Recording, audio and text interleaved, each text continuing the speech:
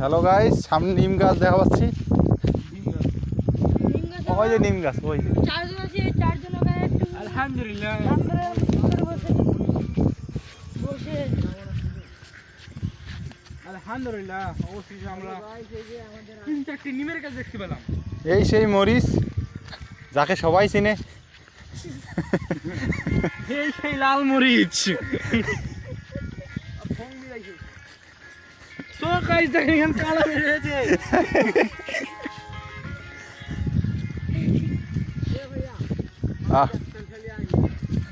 এই সেই বিছন।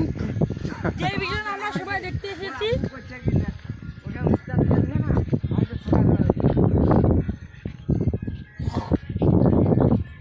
আমাদের যাত্রা সফল হোক, সফল হোক।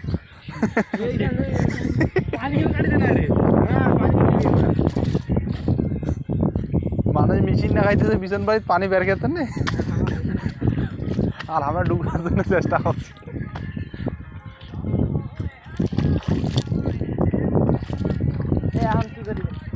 ও গাইস চলেন এবার জাল ডাউন ওই দিক দিয়ে যাই, ওই দিক দিয়ে যাই। ওকে ওকে ডান ডান ডান। এই বাচ্চারা তোমরা আগাও না কেন? আগাও না রে। ওচ্চো যা যাই রো রাহে। এই দেখেন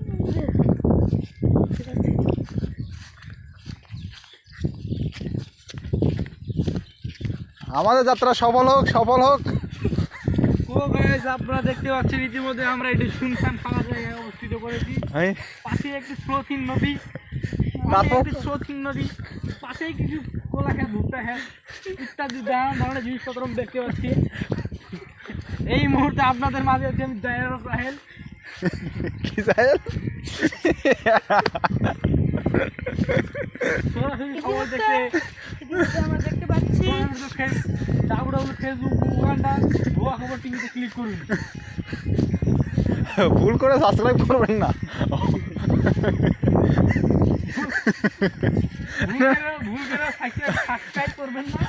আমরা যে যে পরিমাণ শর্ট ভিডিও ছাড়ি, আপনার মেসেজ আর কিনি।